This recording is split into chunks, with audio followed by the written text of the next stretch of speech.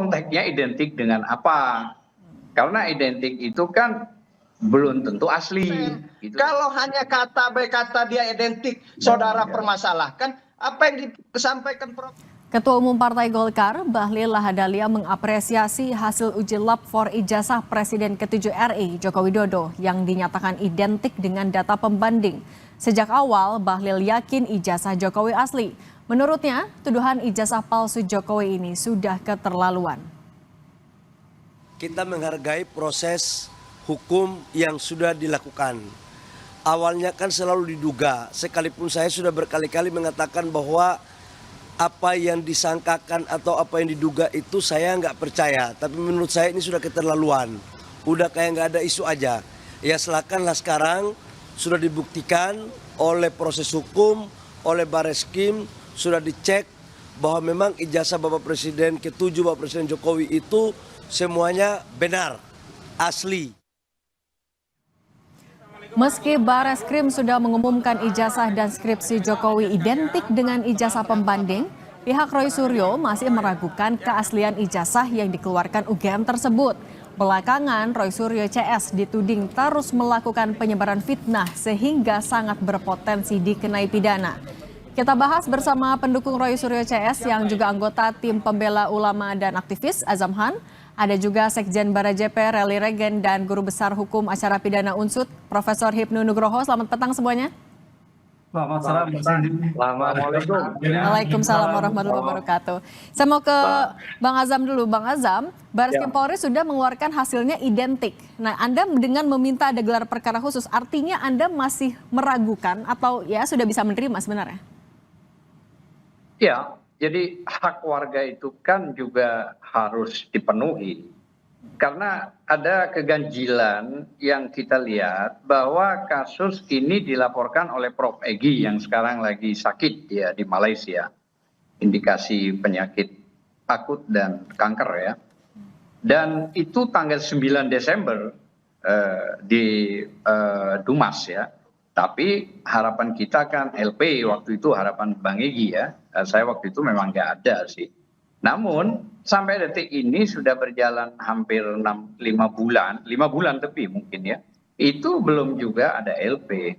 Nah yang menjadi problem kan tahu-tahu ex presiden ke-7 ya melaporkan tanggal 29 atau 30 kemarin. Tahu-tahu cepat sekali dipanggil dalam bentuk klarifikasi dan undangan beberapa orang yang dikatakan dilaporkan. Padahal belum masuk dalam konsep laporan.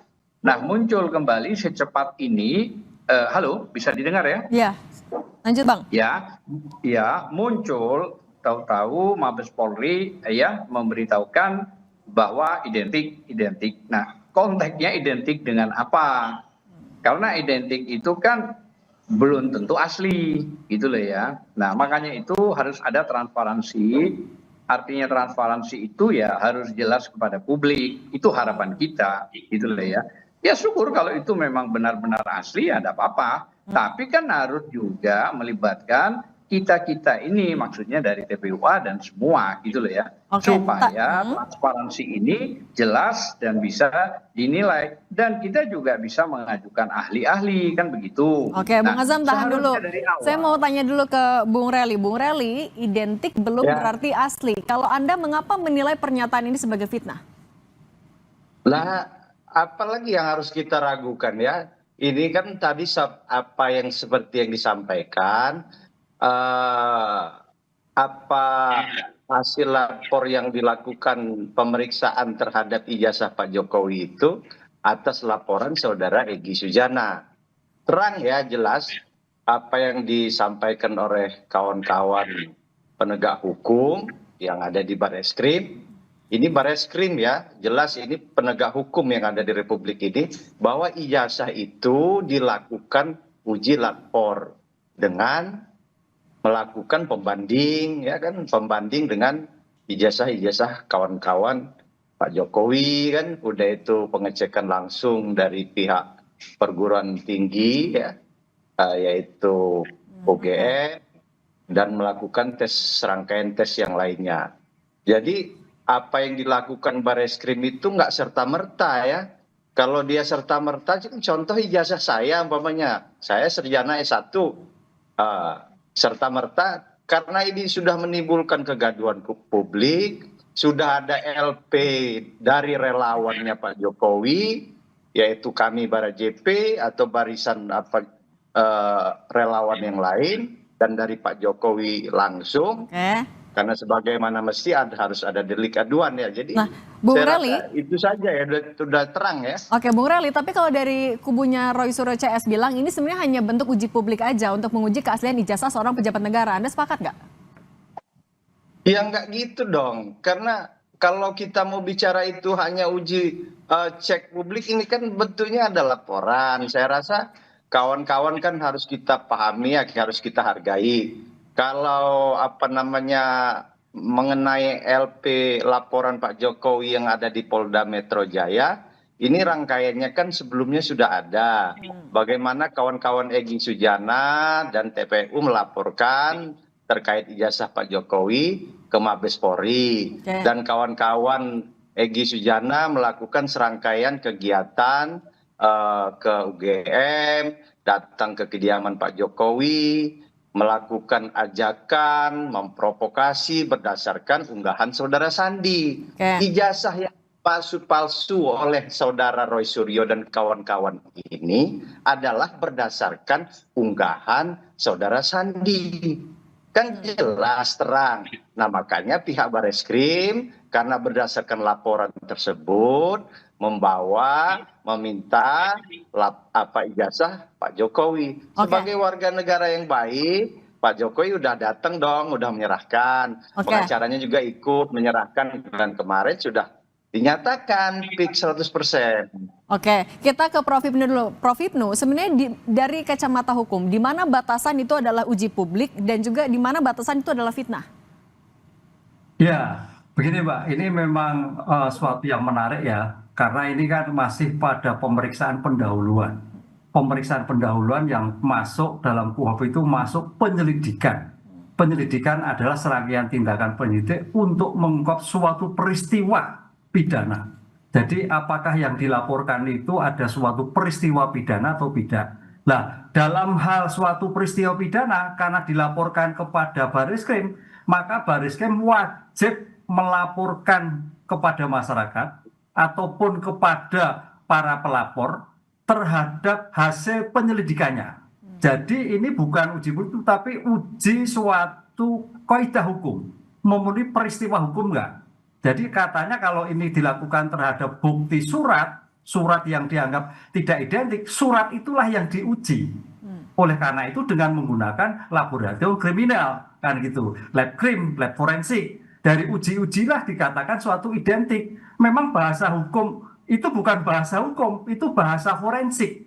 Bahasa forensik dikatakan identik gitu. Tapi kalau bahasa hukum nantinya uji identik itu akan di cross check dengan saksi yang lain, dengan UGM yang lain, dengan keterangan yang lain. Karena suatu keterangan, suatu nilai itu tidak berdiri sendiri, akan bernilai apabila berkaitan dengan saksi yang lain, keterangan yang lain, bukti yang lain. Lah, itu baru mertakan sebagai bukti yang akurat, misalkan dikatakan asli, kan itu loh. Lah, inilah yang saya kira masih dalam bentuk, saya kira sebagai bentuk laporan pada masyarakat, karena ini sebagai sudah mendapatkan perhatian publik, diawasi. Cuman memang kemarin ya, karena ini sebagai perkara yang luar biasa, secara substansi nggak salah, tapi secara publik mungkin Mas Adam ini diundang semua, UGM hadir semua, mungkin arahnya ke sana, sehingga betul-betul semua mengikuti, baik yang melaporkan, baik yang diuji, baik yang sebagai pembanding hadir semua, mungkin arahnya ke sana. Tapi secara substansi saya kira tidak ada problem begitu. Oke, nah kalau Bung Azam, artinya kan Anda juga tadi minta ada gelar perkara khusus, terbuka, ada tim juga. Nah sebenarnya pengennya kayak gimana? Pembuktian apa lagi yang masih Anda inginkan? Ya begini, seharusnya dari awal kita kan menghormati Pak Jokowi udah jadi presiden, udah. Cuman yang sekarang menjadi persoalan soal ijazah ini, seharusnya Presiden Jokowi jauh-jauh sebelumnya sudah kumpulin lah ahli-ahli. Ayo, ini saya punya ijazah, cek. Kalau saya dituduh misalnya saya memiliki ijazah, kumpulin para ahli. ahli forensik, ahli digital, ahli telematika, ahli dari siapapun, dicek secara terbuka saja. Nah, setelah secara terbuka, dan di situ nanti hasilnya juga transparan gitu loh ya. Termasuk dari Mabes kita undang misalnya menjadi satu. Supaya apa? Supaya mengerti dan jelas. Sebab kan begini, waktu zaman wali kota beliau Dr. Andes, zaman presiden insinyur, kan berarti ada dua. Nah, apakah kedua-duanya itu dari UGM semua gitu loh ya. Kalau kita datang ke UGM itu sudah bagus mengklarifikasi, mau menanyakan gitu loh Oke, ya. kita tanya Ternyata dulu kan ke Bung beberapa Rally, Bang item Azam. di Nah situ, itu, oke Bung Rally itu tadi gimana? Ada saat wali kota beda jabatannya, kemudian juga ketika presiden beda lagi. Gimana klarifikasi dari Anda? Nah, iya kan waktu Anda, saya kira semua tahu ya, waktu Saya ke, wali kota kalau nggak maaf Bung Azam, saya Dr. mau ke Andes. Bung Rally. Ya, ya kalau kita kan terang jelas ya, negara ini kan negara hukum.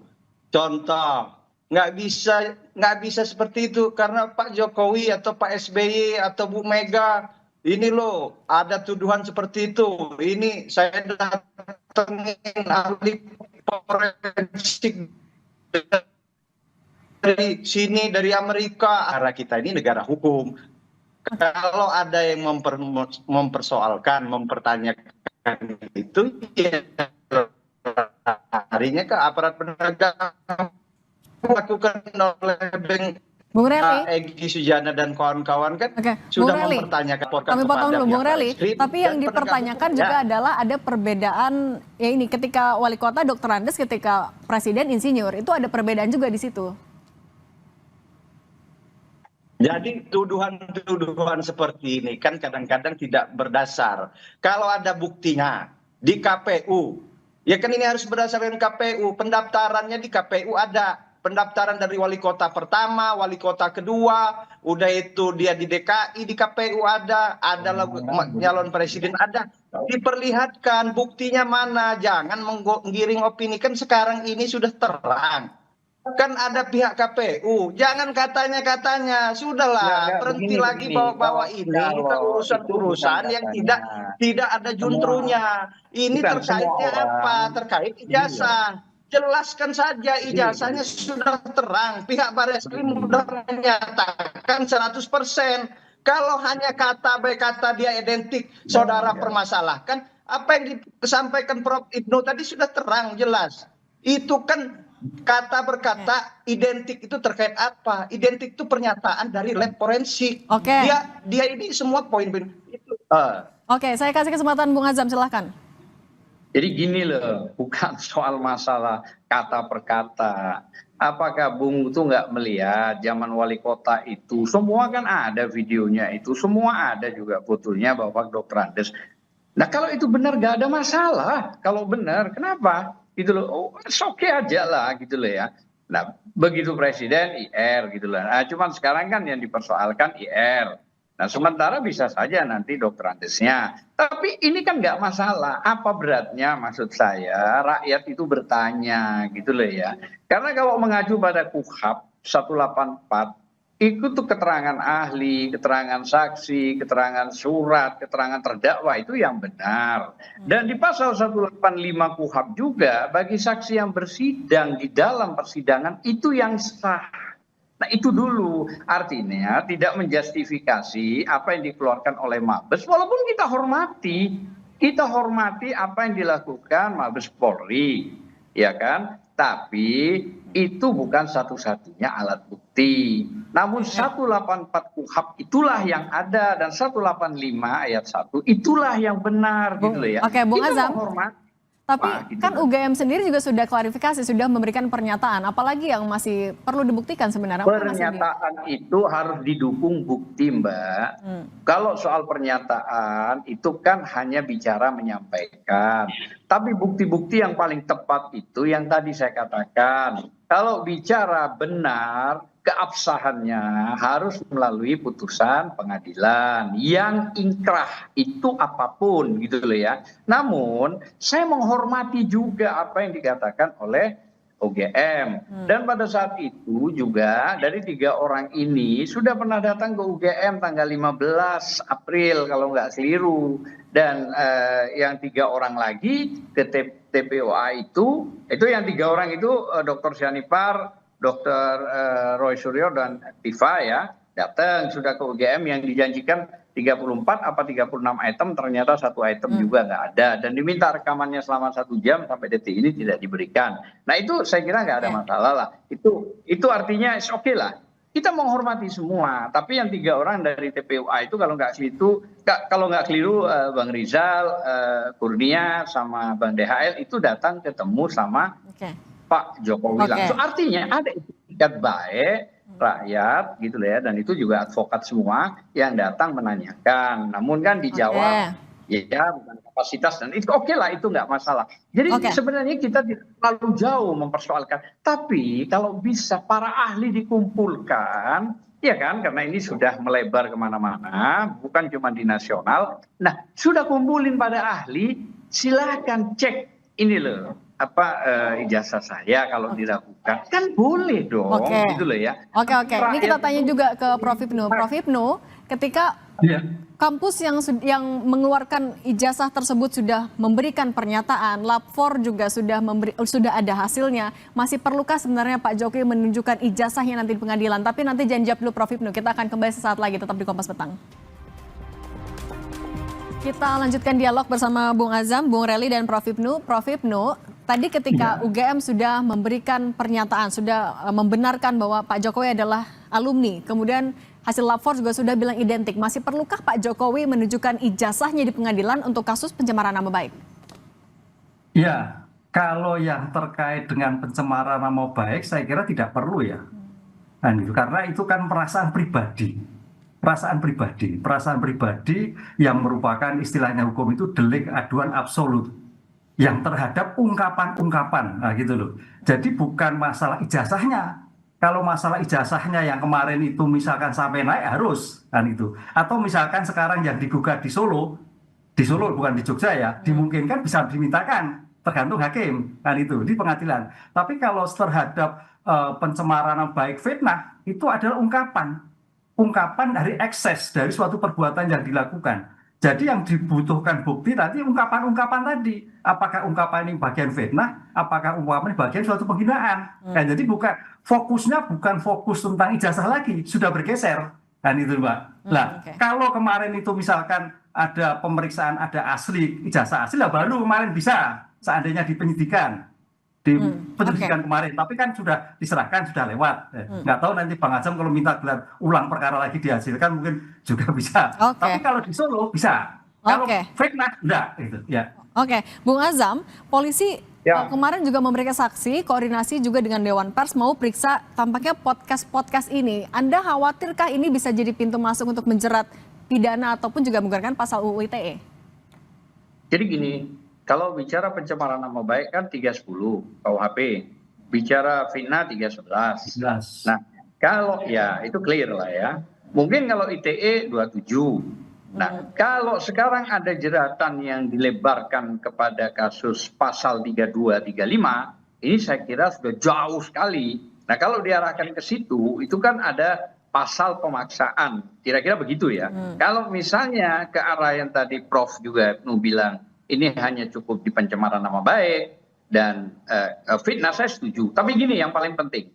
Yang paling penting coba Prof Hipnu jawab juga nanti bahwa ada putusan MK, Mahkamah Konstitusi 105 dalam kurung PUU 22 dan 2024 yang isinya pejabat negara, ya kan, pemerintah, korporasi maupun kelompok masyarakat itu boleh dikritik. Artinya maknanya tidak perlu lagi melakukan proses. Ini kritik tadi kalau dari. Iya betul. Saya mau minta tanggapan Bung Rely dulu Bang Azam. Diangkat di Kepres 30 oleh Prabowo sebagai presiden, dia sebagai pejabat tinggi Danatara yang gajinya juga mungkin ratusan juta mungkin ya. Dan ini yang disuruh 17.000 triliun kurang lebih ya. Bung Azam, kita mau bahas dulu tadi menurut Anda podcast ini sebenarnya adalah bentuk kritik, Bung Azam. Sebentar dulu. Kita tahan dulu. Bung Rely, kalau dari Bung Azam ini sebenarnya adalah bentuk kritik. Kalau menurut Anda, podcast ini sebenarnya masuk ke pencemaran nama baik kah? Ya, kawan-kawan ini kan melakukan podcast di sejumlah podcast, ada podcast Pak Abraham Samad, ada podcast yang lain dari kawan-kawan itu, serangkaian itu ya untuk menentukan podcast ini salah satu bentuk itu kan nanti ada pengadilan ya. Kalau kita sebagai relawan Pak Jokowi, kita meminta proses hukum yang telah dilaporkan oleh Pak Jokowi di Polda Metro Jaya, karena ini delik aduan, maka laporan tersebut belum bisa diproses kemarin karena ada laporan di Bareskrim oleh saudara Egy Sujana dan kawan-kawan, dan sudah Bareskrim kemarin fix 100% nyatakan ijazah Pak Jokowi asli. Maka proses selanjutnya ya sekarang ini laporan Pak Jokowi yang ada di Polda Metro Jaya.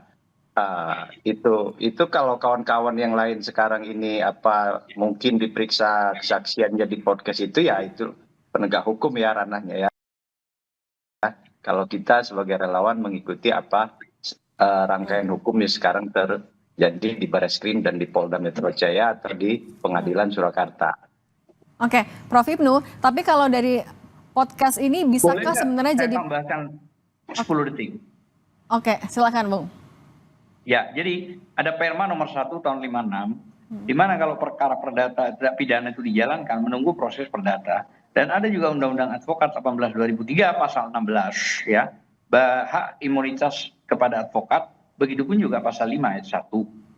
Advokat sama dengan penegak hukum. Jadi saya kira ini juga perlu dibahas. Jangan semua ditabrak, terus pokoknya, nah ini kan repot. Oke, baik. Prof. Ibnu, kita lanjutkan. Tapi sebenarnya kalau dari podcast itu, bisakah jadi pintu masuk untuk menjerat pidana ataupun juga menggunakan Undang-Undang ITE, dan apa pembuktian yang nanti akan diminta oleh hakim? Ya, kalau fitnah seperti Bang Azam tadi, fitnah pencemaran baik itu di dalam KUHP. Itu adalah suatu perkataan penyebutan yang menyangkut pribadi. Nah itu pribadi, tapi kalau yang IT menggunakan IT. Lah, perkataan-perkataan inilah makanya ini subjektif sekali Mbak. Jadi setiap orang, saya Mas Reli beda-beda sekali. Oh warna saya rapopo, yang lain ini sensitif, dan itu suatu yang agak sulit untuk dipersamakan. Nah, oleh karena itu dalam seperti ini maka konstruksi hukum kan sebagai delik aduan yang absolut, diteruskan atau tidak tergantung perasaan pribadi yang bersangkutan tadi. Nah, inilah saat nanti akan diuji sebetulnya sejauh mana. Mudah-mudahan nggak diteruskan oleh Pak Jokowi. Pak Jokowi sudah melihat seperti itu. Ini yang clear selesai, itu saya kira sudah damai lah, itu nggak tapi terjadi. Prof. Ibnu, kalau misalnya ini subjektif nih, pembuktiannya nanti gimana? Siapa yang akan dipanggil oleh hakim? Siapa saja?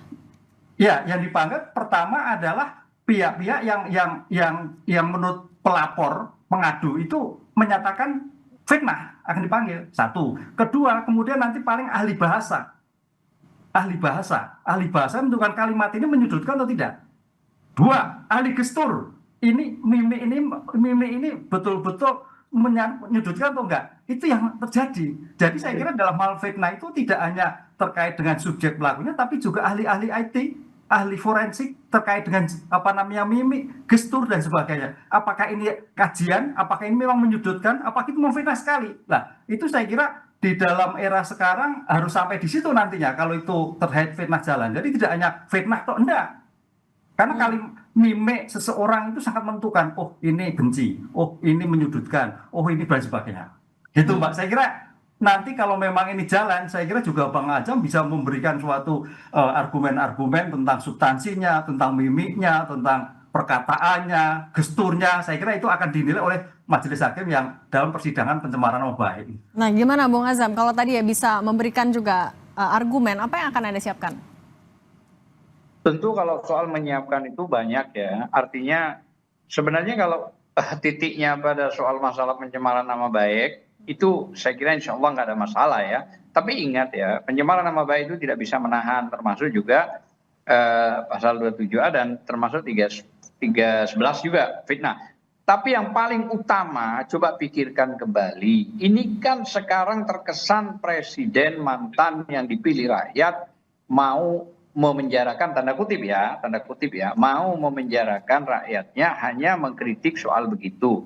Padahal justru dengan dikritik begitu sudah dibuktikan misalnya melalui Mabes Polri, alhamdulillah punya ijazah, walaupun harus dibuktikan lagi nanti. Nah ini yang terkesan bahwa penguasa yang dipilih rakyat tetap misalnya ini ngotot akan memenjarakan rakyatnya. Nah ini ironis, tapi mudah-mudahan semua, kalau soal masalah siap, kami siap lah menghadapi, nggak ada masalah itu. Kami siap menghadapi, asal maksud saya jangan menggunakan pasal-pasal yang tidak tepat, tidak pantas, dipaksa-paksa terus ke arah penahanan dan penangkapan. Nah, ini yang tidak fair maksud saya. Oke, Bung Rely, itu gimana kesan yang bisa timbul dari seorang mantan presiden mempidanakan masyarakatnya, kemudian memaksakan juga pasal-pasal, gimana tanggapan Anda? Ya, jadi kan Pak Jokowi ini kan sudah dari beliau presiden ya, terus masalah ijazah palsu, Presiden Pinocchio lah, PKI lah, sudah disampaikan terus-menerus. Waktu Pak Jokowi itu presiden kan, saya sendiri melaporkan saudara Rocky Gerung ya. Karena Rocky Gerung terus melakukan hate speech ya, sampai kita laporkan, kita ditolak laporan kita di Barreskrim ya. Terus saya temuin, sampaikan kepada Pak Jokowi, kata Pak Jokowi jangan, itu mereka itu saya nggak akan melaporkan. Terus berulang kita laporkan terus sampai saya sendiri ya pernah datang ke Pak Jokowi karena laporan kita ditolak. Udah jangan, kata Pak Jokowi, nggak usah. Arti saya minta kuasa karena harus ada kuasa ya dari yang bersangkutan. Nah karena ini sudah keterlaluan ya apa yang dilakukan kawan-kawan itu, akhirnya Pak Jokowi apa yang disampaikan beliau di Solo kemarin itu ini sudah sangat keterlaluan. Dan saya sampaikan kepada Roy Suryo waktu kita di studio ya, baiknya Bung Roy Suryo akui saja kesalahan, kata saya sampaikan, tapi terus ke apa yang dilakukan ini terus kawan-kawan ini terus tidak percaya, terus ini tidak pas, ini salah ya, jadi mau sampai kapan?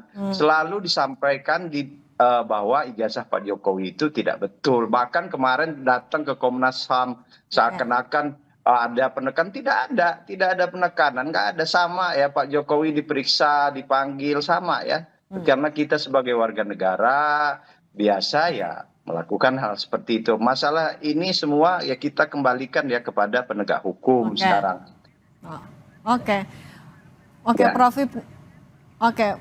Prof Hipnu merangkum semuanya. Artinya kalau menurut Anda, untuk kasus yang menurut Anda tadi subjektif, pencemaran nama baik, baiknya ini dilanjutkan secara proses hukum atau diakhiri secara damai saja?